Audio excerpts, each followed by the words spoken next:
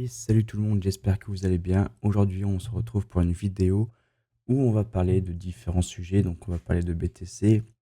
On fera un petit point aussi sur ETH, puisqu'il y a quelques petites news qui sont apparues qui peuvent être très intéressantes. Et on fera sans doute un petit point aussi sur les marchés US. Donc, allez, c'est parti. Donc, pour démarrer, on va rester sur BTC. Donc là, on est sur la charte en 4 heures. Donc, je vous avais parlé lors de la précédente vidéo de cet effet miroir que j'aime beaucoup voir dans le système un peu de fractal, où j'aime voir cette symétrie de marché. Donc, avec ce dump ici et cette remontée, je m'attendais à ce qu'on ait un peu un price action similaire à ce qu'on a vécu avant ce flash dump. Et c'est assez marrant de voir que le marché se colle parfaitement un peu aux lignes. Donc, on voit bien qu'on a eu un peu la remontée. On a eu à peu près la rechute ensuite derrière. Là, on essaie un peu de remonter. Donc, je m'attends quand même à ce que le marché consolide encore un petit peu comme ça. Mais ça aurait été le scénario envisagé si on n'avait pas de gros éléments fondamentaux à venir. Et si je dis ça, c'est parce que aujourd'hui on est le 30 juillet.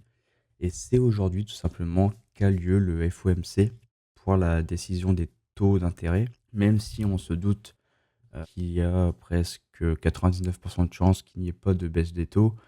Ça reste comme un élément fondamental majeur. Donc, va falloir surveiller au cas où quand même ce que va faire le prix, va faire Bitcoin lors de cette annonce, puisque de toute manière, Powell ne va pas parler que des taux, il va parler aussi simplement de leur vision sur le marché du travail, sur l'inflation, etc. Donc, on va surveiller ça de près. Mais du coup, vu qu'on a quand même ce gros élément fondamental qui va arriver, je m'attends quand même à ce qu'on ait quand même de la volatilité potentielle sur le marché. Donc, une volatilité qui pourrait peut-être invalider ce scénario comme ça de range. Donc, ça sera à surveiller. Maintenant, parlons de ETH. Donc, comme je l'ai dit, on a eu des petites news intéressantes. Donc, ça, c'était un précédent, tout simplement un précédent short que j'ai pris sur ETH. On était quand même dans une grosse localisation importante qui pouvait justifier quand même ce short. On est dans une plus grande reload zone avec cette plus petite reload zone également présente. On avait de la divergence sur les indicateurs, sur le volume, énormément de signaux. Donc, avec cette structure derrière, je m'étais permis de prendre ce short qui a finalement été stoppé. Mais on voit que derrière, bien qu'on ait été stoppé, le marché recrée un nouveau M ici.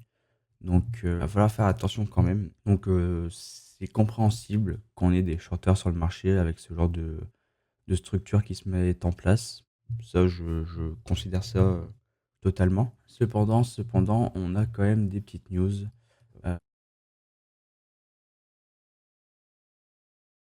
qui laissent envisager quand même qu'on est quand même face à une énorme accumulation tout de même sur l'Ethereum, même si bah, ce n'est pas du tout une localisation adéquate pour accumuler à long terme, puisque bon, voilà, au vu de la charte, pourquoi accumuler quand le prix monte?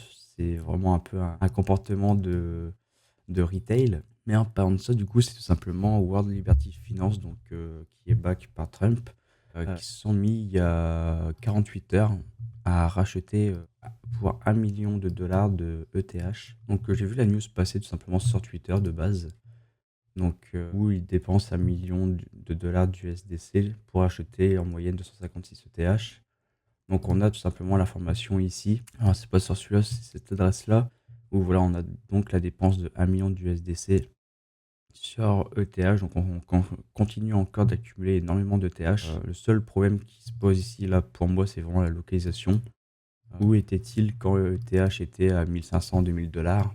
Donc, c'est vrai que leur façon d'acheter, d'accumuler, me laisse quand même très, très, comment dire, assez pessimiste, très perplexe, puisqu'on n'est pas du tout quand même dans une zone où l'accumulation d'achats doit se faire.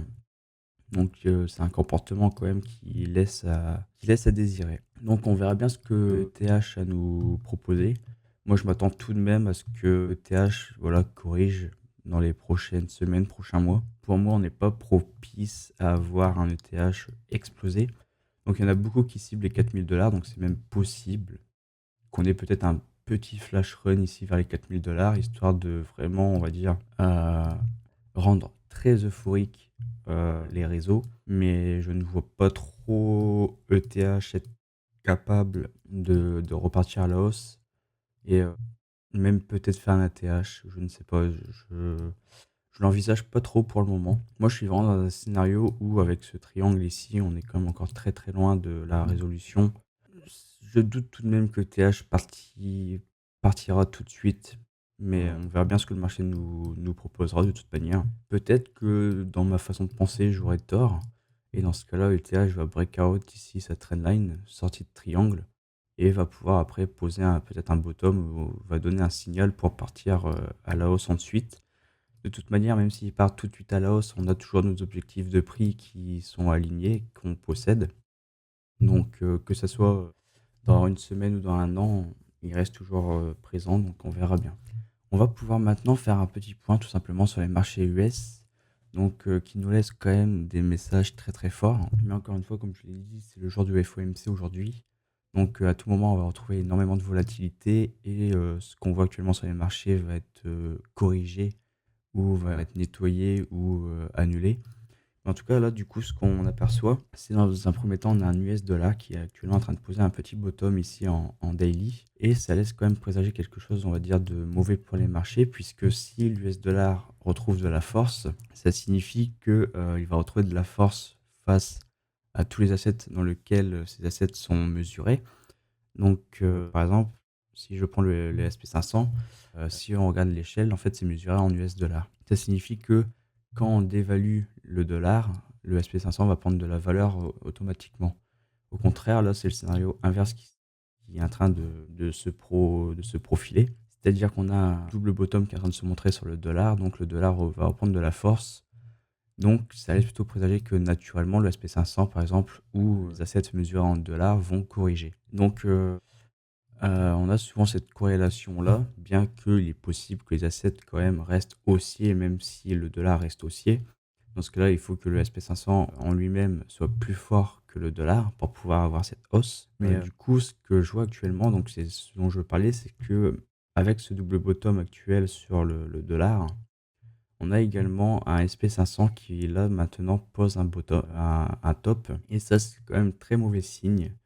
Donc, c'est une corrélation qui se fait assez souvent et qui est assez puissant puisque, on a un dollar qui est tout simplement un asset, on va dire de refuge, et donc si cet asset de refuge montre ce type de structure et réattire de nouveau, les personnes, ça signifie que ces personnes vont vendre leurs assets à risque pour se réfugier. Donc les assets à risque, c'est tout simplement, les indices par exemple, dont notamment le SP500 actuellement montre ce M. Donc, c'est quand même pas très, très bon signe. D'ailleurs, on voit qu'on a eu de la divergence baissière également sur le MACD, qu'on a eu un William qui était totalement stupide. Donc, ça peut laisser présager quand même le pire. Donc, va falloir attendre tout de même que ce FOMC passe, que le marché digère tout simplement ce qui aura été dit et digère toute la volatilité qui aura peut-être été présente pendant ce meeting. Et seulement ensuite, on pourra peut-être faire un bilan de l'état du marché. Mais là, bien que on ait ces signaux qui sont quand même puissants, à tout moment avec le fondamental derrière, avec Powell qui va parler, il peut peut-être en une phrase inverser de nouveau la tendance et on peut avoir un SP500 qui va aller recréer peut-être un nouvel ATH. Et dans ce cas-là, on pourra mettre ce scénario, cette idée derrière nous à la poubelle. Donc on a ce SP500 qui montre ce petit M pour l'instant, donc à surveiller après le meeting de Powell, savoir s'il sera toujours présent, toujours intact, et dans ce cas-là, on pourra peut-être davantage envisager une correction des marchés et créer des objectifs du coup liés à cette correction. Donc c'est pareil, on peut faire un petit point sur le gold aussi rapidement. Donc on voit que sur les 4 heures, on a une énorme consolidation ici. Donc après cette hausse très importante, donc cette consolidation laisse quand même laisse présager tout de même une continuation de tendance. Donc on a quand même une très belle consolidation. Et je peux donc totalement, par exemple, me baser sur ce précédent W ici pour justement tracer mon Fibo. Tac. Alors je me suis trompé, c'est celui-là. Et dans ce cas-là, même créer l'extension de tendance et créer du coup le potentiel R2D2 qu'on possède sur le gold. Tac, je l'ai corrigé. Qui pourrait nous amener du coup sur les 4091 dollars pour la once de gold. Donc on a un objectif à 4000 dollars ici avec ce 2D2. Donc on a bien un lot ici, un deuxième, un troisième, même un quatrième, qu'on est venu un peu qu'on a été qu'on a été reprendre par la suite. Donc moi personnellement, si je vois ce genre de setup, je vois un lot ici, 2 lots, 3 lots, je vois ce W qui a été confirmé ici. Pour moi, ça aurait été une entrée pour moi sur le gold.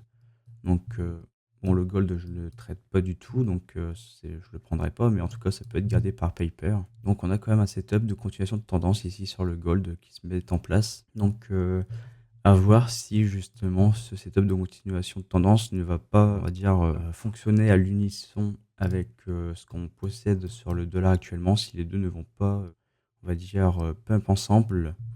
Et dans ce cas-là, vont préférer s'apprécier sur le marché par rapport au SP500 qui lui va peut-être corriger du coup.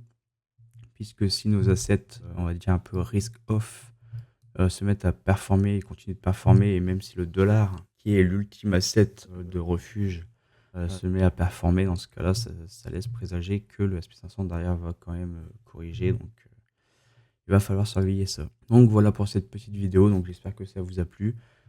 Si c'est le cas, n'hésitez pas à vous abonner, à mettre un petit like, ça me ferait extrêmement plaisir. Et si vous voulez que j'analyse un actif de votre choix, n'hésitez pas à me le dire dans les commentaires. Allez, ciao!